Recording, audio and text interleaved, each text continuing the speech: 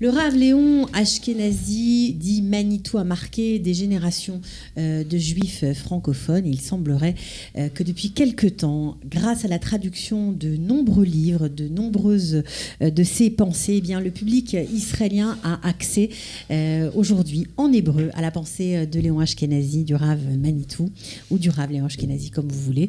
Pour en parler, eh bien, nous avons le plaisir d'accueillir un de ses anciens élèves, Eliezer Cherki, et le Rav Eliakim Simsovic. C'est parti. Bonjour à tous les deux. Bonjour. Bienvenue.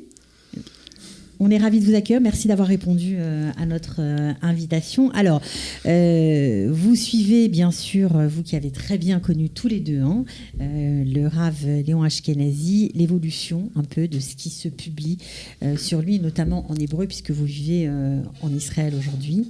Alors, on va commencer par ce point-là, parce que c'est vrai que ça paraît fou, mais les Israéliens connaissaient mal la pensée de Manitou. Et j'aurais tendance à dire qu'ils ne la connaissaient pas mal, mais qu'ils ne la connaissaient pas du tout. Voilà. En fait, Manitou a donné depuis longtemps déjà des cours en hébreu, en particulier autour du Mahon Meir et dans d'autres cadres également.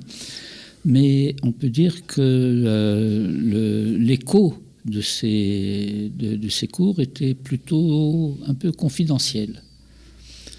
Et effectivement, au cours de ces dernières années,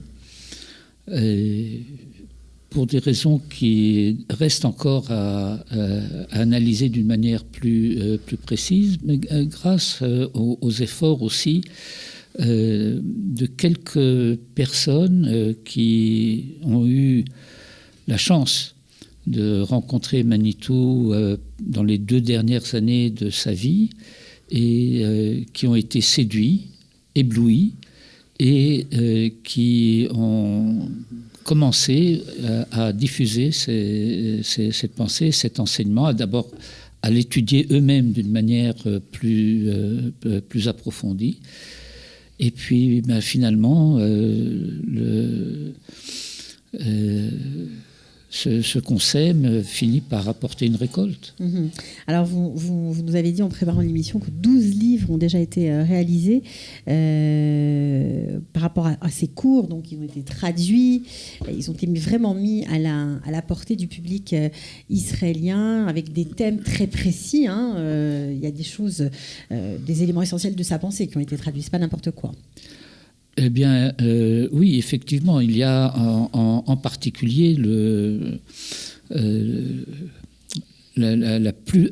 plus grand nombre des ouvrages. Il y a jusqu'à présent 7 volumes qui ont été publiés par Chaim Rothenberg, qui fait ce travail assez extraordinaire, où il collationne des enseignements de Manitou aussi bien en hébreu qu'en français. Il traduit ce qui est en français en hébreu. Il aménage pour le passage de l'oral à l'écrit ce qui est en hébreu.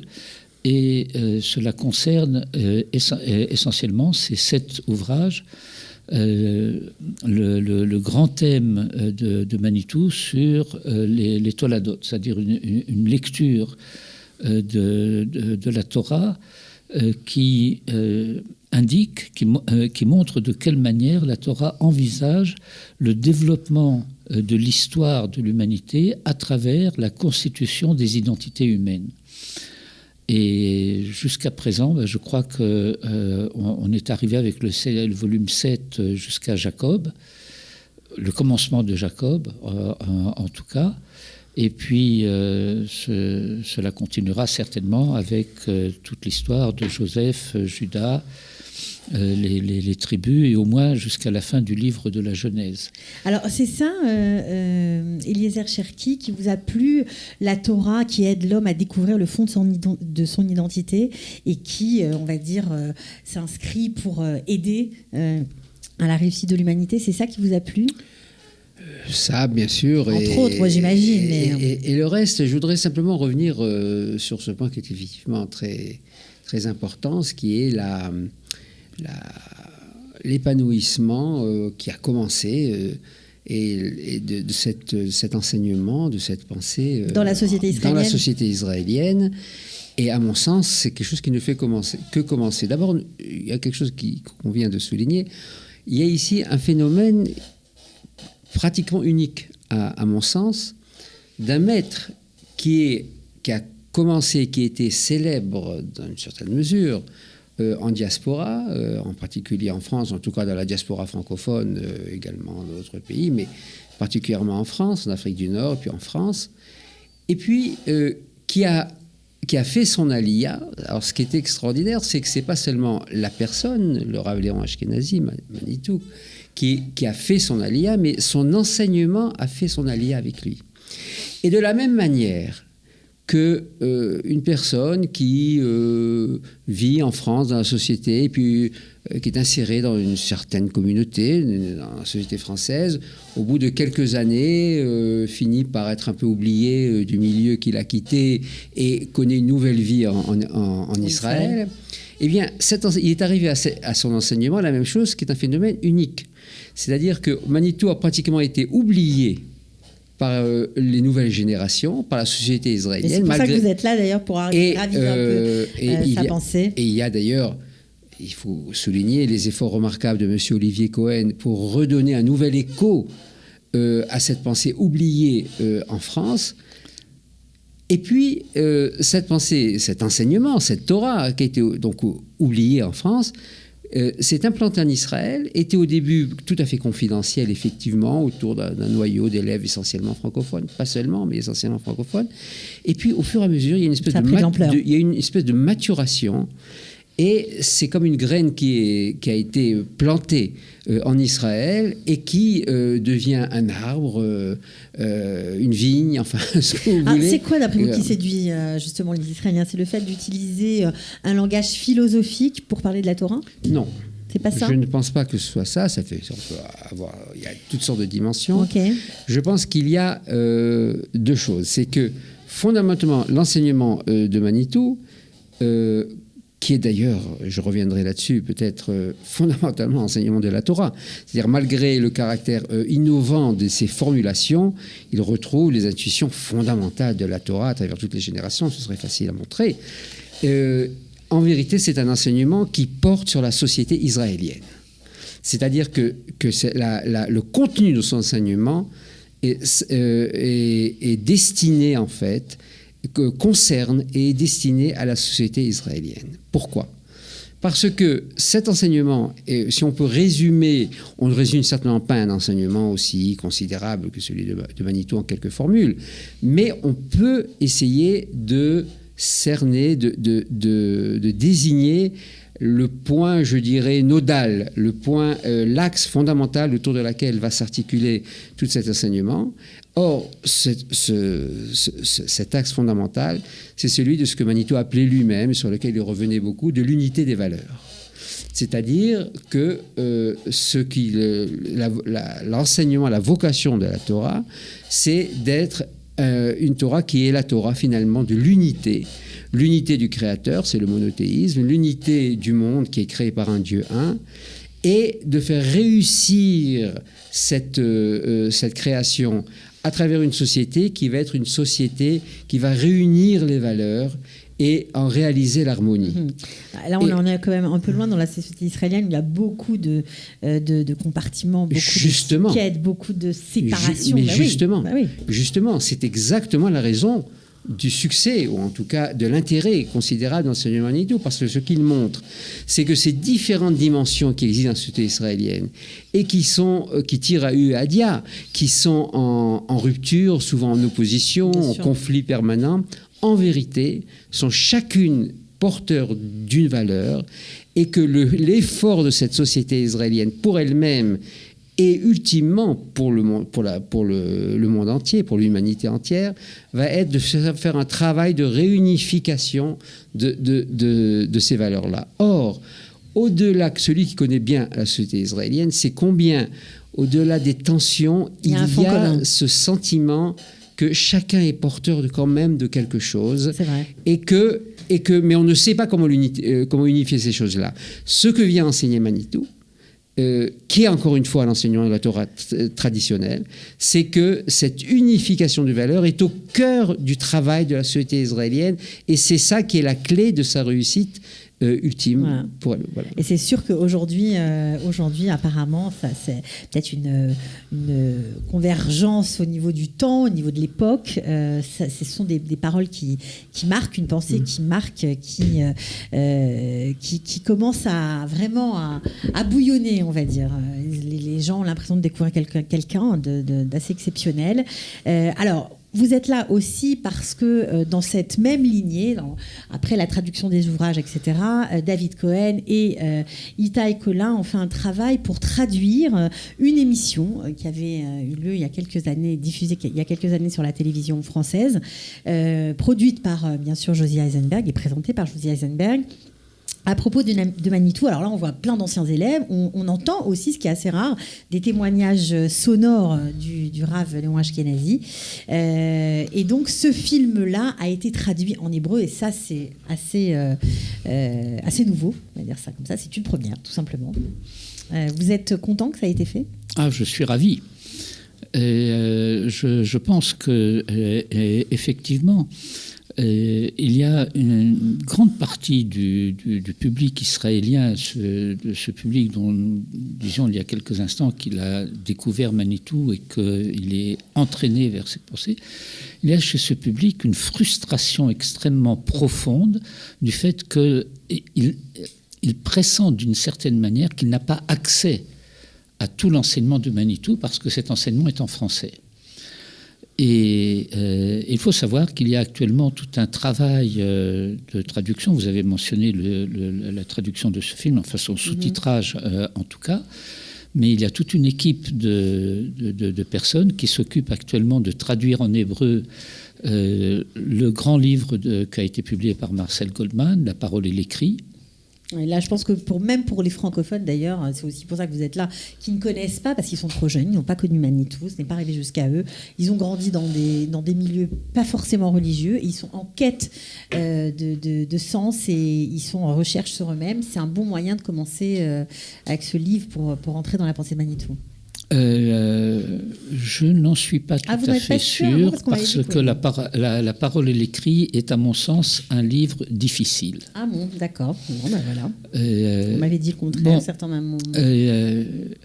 Écoutez, et comme il s'agit d'un ensemble de, disons, 80%, sinon plus, d'un recueil d'articles de Manitou qui s'échelonne sur une période depuis les années 47-48, en passant par les grands articles de Manitou qui ont paru dans la revue Targum de l'école Gilbert Bloch et puis dans l'information juive. Enfin, bon, ça fait quand même 2 gros volumes. Alors, par quoi vous commencez d'après vous, si ça c'est un peu trop compliqué ? Écoutez, d'abord, comme je commençais à le dire, ce livre de la parole et l'écrit, il n'est pas unitaire, si je puis dire. Il y a des textes de différents niveaux, parce qu'il s'adresse aussi à des publics différents. Il y a des textes qui sont plus accessibles, d'autres qui sont plus inaccessibles. Et bon, un lecteur avisé qui sait faire le tri des choses, bon, peut en tirer effectivement énormément de profit. Il me semble que les ouvrages de Kimitzion consacrés à la paracha de la semaine et au calendrier sont plus grand public. D'accord. Et qui... Ça peut être qui permettent peut-être une entrée dans la pensée de Manitou et sa manière, je dirais, pas seulement sa pensée. Je voudrais revenir un instant, avec votre permission, sur ce que nous disions tout à l'heure et sur les remarques très pertinentes de Eliezer.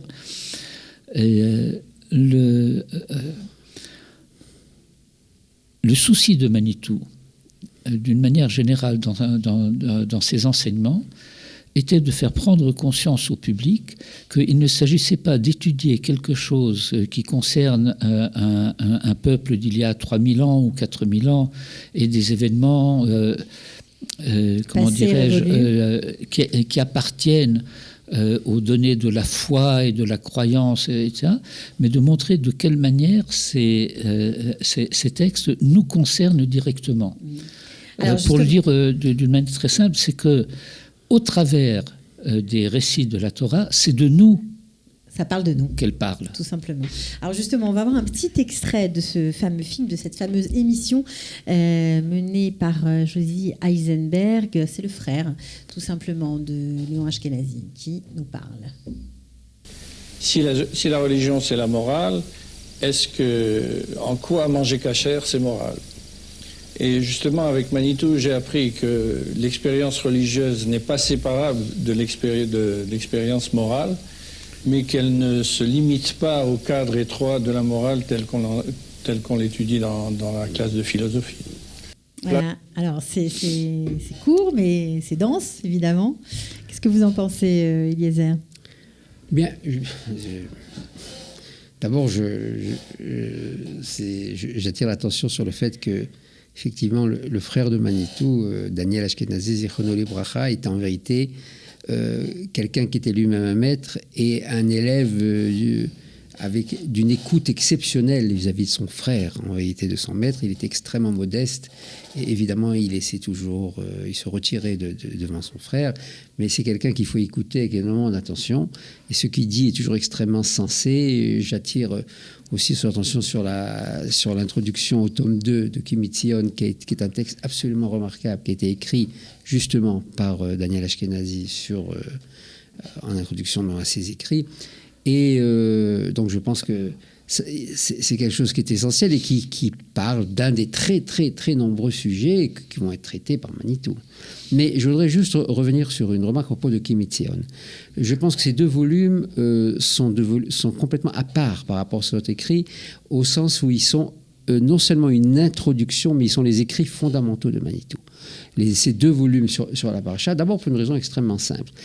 Elle représente ces écrits. D'abord, il s'agit d'écrits rédigés précisément par Manitou. Okay. Or, nous avons très peu de textes directement rédigés. Même la parole et l'écrit sont constitués, qui sont deux volumes extraordinaires, considérables, rassemblés, travaillés, commentés annotés par Marcel Goldman. Mais en fait, il s'agit la plupart du temps du texte de conférences données devant des différents milieux ou aux colloques intellectuels juifs ou ailleurs et qui ont été rédigés après, mais il s'agit d'enseignements qui étaient essentiellement oral. Et c'est pas par hasard, Manitou nous disait à quel point il était un peu terrorisé par la force de vérité absolue de l'écrit. C'est-à-dire qu'il fallait qu'à l'écrit, chaque mot soit d'une précision absolue forcément. Et qui correspond à tous les différents degrés de la connaissance. C'est ça. Or, ces textes qui ont été écrits effectivement, étaient destinés a priori pour un public général, en vérité ont été écrits avec une attention extraordinaire.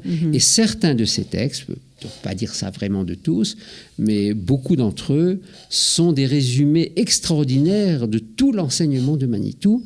Et non seulement l'enseignement de Manitou, mais ça c'est le second point qui me paraît tout à fait capital, il s'agit de son dernier enseignement. Or c'est très important, nous avons une grande règle dans la tradition de la transmission de la Torah, que la dernière version, la dernière halakha, c'est celle qui l'emporte toujours.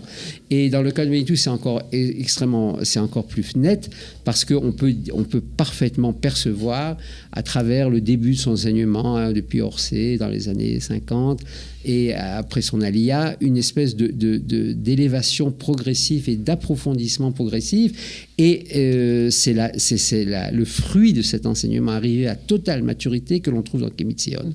Et certains de ces textes demandent au contraire, je dirais, une étude de chaque paragraphe qui peut être éclairée effectivement par d'autres articles dans Kimitzion, par les autres ouvrages, qui vont éclairer ce que se trouve dans chaque ligne de ce texte de Kimitzion. Or, ce dont parle Manitou dans Kimitzion, c'est non seulement du thème fondamental, bien sûr, de l'unité des valeurs dont je parlais tout à l'heure, mais aussi qu'à travers le thème des toladot, dont parlait les engendrements, le Rav Simsovic, c'est les engendrements. Il s'agit de l'engendrement des différentes figures de l'humanité, mais au cœur de cela, comme un vecteur qui traverse l'humanité, l'engendrement d'Israël lui-même. C'est-à-dire les différentes formes que vont prendre le visage de cette identité Israël, qui va commencer par l'histoire d'une famille, qui va devenir des tribus, qui vont devenir un peuple, et qui va devenir l'identité qu'on appelle juive en exil, qui était toujours judéo quelque chose, judéo-française, judéo-arabe, judéo-yiddish, tout ce que vous voulez. Et cette identité va subir une nouvelle transformation, on peut dire une nouvelle élévation, parce qu'il y a ici un travail de cristallisation. Et aujourd'hui, c'est l'identité juive éternelle. Elle se retrouve dans la société israélienne. C'est l'identité israélienne. Alors justement, c'est très intéressant parce que c'est vrai que dans cette période où l'on vit notamment avec Israël au banc des nations, où Israël est vilipendé de toutes parts, il a beaucoup parlé de la place d'Israël par rapport à l'islam, par rapport à la chrétienté, et ça a beaucoup remué cette génération dans les années, on va dire 70-80.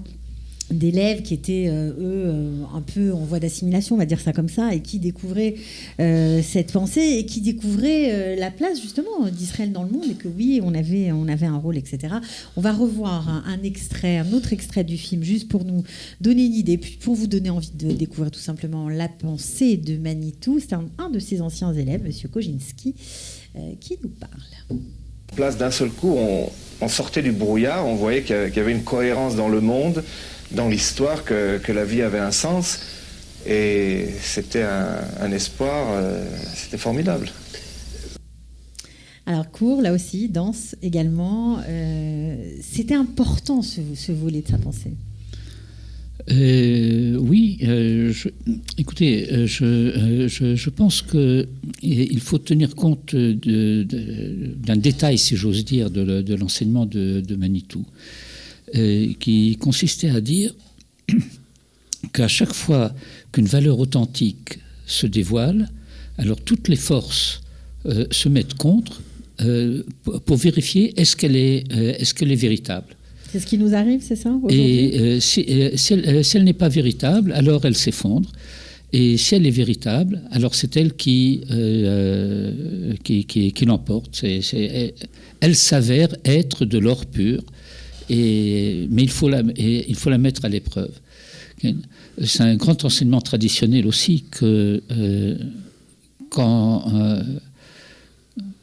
on éprouve, quand on met à l'épreuve, on ne met à l'épreuve que les justes. On ne met à l'épreuve que ceux qui, a priori, sont susceptibles de résister et de remporter la victoire sur l'épreuve. Parce que cela est mis en particulier en lumière à propos de l'histoire de la mise ou des mises à l'épreuve d'Abraham, c'est que Dieu sait qu'Abraham est capable. À la limite, on peut se dire qu'Abraham aussi sait qu'il est capable. Mais il faut que cette preuve soit faite à l'égard des nations. Alors justement, il parle beaucoup du rôle du judaïsme auprès des nations. Ça a beaucoup touché ses élèves, tout simplement. Hein. Vous aussi, j'imagine que ça a une dimension importante chez vous. Peut-être que c'est aussi avec ce discours que vous êtes monté en Israël, je ne sais pas. Oui, je peux dire effectivement, personnellement, que c'était déterminant dans le choix de l'Aliyah, quoique j'étais porté de toute manière par une tradition familiale qui allait dans ce sens. Mais enfin, certainement, ça a été un élément déterminant. Alors, on a un autre extrait où là, on entend Manitou. Alors, c'est assez rare aussi. C'est pour ça que je vous engage à découvrir ce documentaire qu'on diffusera, bien sûr, sur Kalita dans son ensemble. C'est un long documentaire, enfin une longue émission, on va dire. Là, on l'entend parler justement de la force du verset, de la façon dont on étudie, tout simplement. L'expérience que sur un point, le verset vous a enseigné quelque chose. C'est pas que vous lui avez fait dire quelque chose. que le verset vous a enseigné quelque chose que de livrer à vos propres forces de conscience, vous n'avez pas su par vous-même. Su par vous-même, ça veut dire les limites de la capacité d'intelligence humaine absolue. Ken ? Ouais. Alors, c'est court, toujours, mais il met le détail, quoi. Il est dans le détail, il explique les choses et il explique que le verset doit nous parler vraiment, parce que si ça ne nous parle pas, c'est qu'on n'a pas bien compris. Oui, je pense que cet extrait est pris dans un cours que Manitou a donné à Mayanot. Et ça veut dire qu'il s'adressait à une promotion de jeunes Français qui venaient passer 1 an, éventuellement 2 ans, et qui découvraient absolument non seulement l'enseignement de Manitou, mais le judaïsme, la Torah, Israël et tout ce qui va avec. Et donc, il y avait une préoccupation pédagogique profonde chez Manitou de faire comprendre à ses élèves qui se trouvent confrontés à un texte qui est le texte biblique, le texte de la Torah, et qui sont habitués, culturellement habitués à l'idée que le commentaire ajoute quelque chose au texte et qu'il fallait leur faire découvrir que le commentaire n'ajoute rien au texte, le commentaire permet un accès au texte et que ce qui est important, c'est que à la lecture, à l'écoute du verset de la Torah, on soit dans un état d'esprit. C'est un effort de la volonté, c'est un effort de la conscience, de se mettre à l'écoute, non pas qu'est-ce que moi je peux dire de ce que dit ce verset, mais qu'est-ce que ce verset m'enseigne. Et je pense qu'il y a dans cette approche que Manitou a enseigné quelque chose qui a été effectivement assez révolutionnaire pour ces jeunes qui arrivaient à Mayanot et qui venaient... Changé de vie. Parfois, ils ont changé de vie après Mayanot, absolument. Ça les a bouleversés, c'est sûr. Absolument. Voilà. Alors justement, on parle beaucoup dans sa pensée de révolutionnaire, une pensée révolutionnaire, quelque chose qui remet les choses en cause. Beaucoup d'ouverture, une certaine orthodoxie, une vraie orthodoxie, mais beaucoup d'ouverture aussi. C'est aussi tout ça, la pensée, c'est peut-être ça qui séduit aujourd'hui la société israélienne, d'après vous? Oui, mais je pense qu'effectivement, c'est lié à ce que nous avons dit depuis le début, c'est-à-dire que la Torah nous parle, et la parole d'un créateur qui a créé le monde et qui nous aide à dévoiler quelles sont les clés de la signification de ce monde et de la réussite possible pour l'humanité dans ce monde créé. Or, il s'agit de l'humanité tout entière, et il s'agit pas seulement d'Israël, et il s'agit en Israël de toutes les dimensions de la société israélienne, à travers le récit biblique, on le voit dans la tension entre Judas et Joseph, qui représentent 2 pôles de l'identité. Aujourd'hui, on peut retrouver, si on veut rapidement, ces 2 dimensions entre Jérusalem et Tel Aviv, chacune disant « je suis moi l'héritier authentique du sionisme, l'identité juive », alors qu'en réalité, ils sont chacune deux aspects inséparables de ce qui est en travail justement dans l'identité juive, dans l'identité d'Israël et dans le monde entier. Et c'est ce travail-là qui est porteur d'espoir, je crois, pour l'humanité tout entière. La grande différence entre les extraits que nous avons vus maintenant et aujourd'hui, c'est qu'il s'est passé presque une génération. Bien sûr.